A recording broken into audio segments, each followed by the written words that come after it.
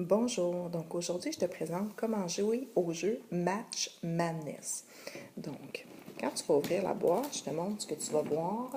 J'ai un petit peu de difficulté. Ah, bon, j'ai réussi. Donc, quand tu vas ouvrir la boîte, c'est ce que tu vas voir à l'intérieur. Ce qui est important, dans le fond, c'est qu'on peut jouer il peut y avoir de 1 à 4 joueurs.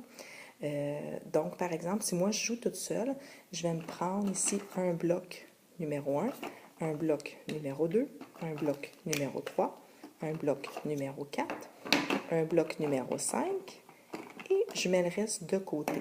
Donc, si on est 2 joueurs, bien, mon partenaire va prendre les blocs de 1 à 5 et ainsi de suite.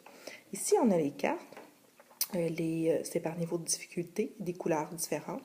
Aujourd'hui, je vais te demander de jouer avec les vertes.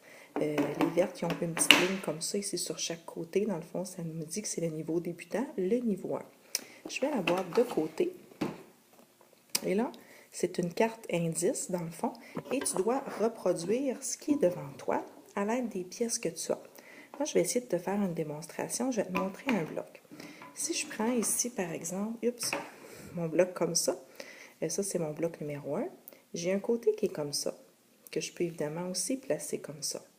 J'ai un côté comme ça, que je peux placer comme ça. J'ai ça ici que je peux déplacer.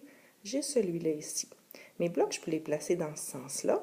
Je peux les placer dans ce sens-là. Donc, tu vois, il y a plusieurs possibilités pour placer le bloc. Donc, c'est quelque chose qui se fait aussi par essai-erreur. Ça veut dire que ça se peut que je ne l'ai pas du premier coup. Là, je m'essaie. Je ne sais pas si je vais réussir du premier coup. On y va.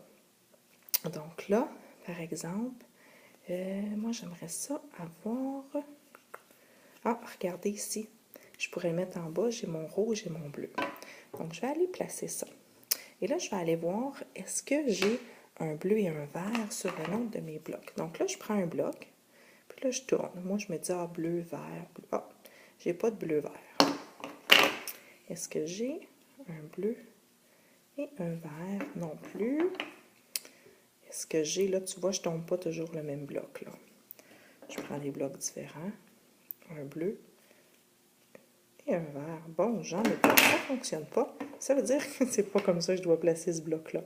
Donc, je dois peut-être aller plutôt dans cette façon-là de placer mon bloc. Donc, je vais essayer de trouver un rouge et un vert. Je ne vois pas. Ah, je l'ai ici. Donc, je vais aller placer un rouge et un vert. Dans ce sens-là, plutôt que quand tantôt je travaillais comme ça. Donc, ensuite, au-dessus, ça va être 2 bleus. Et ça, je me souviens avoir vu tantôt un bloc où il y avait 2 bleus. Donc, je l'ai retrouvé, il est ici, je te le montre. Donc, je vais aller le placer au-dessus. Ensuite, comme je dois m'en aller ici, ben, je sais que je cherche un bloc que je vais placer à l'horizontale.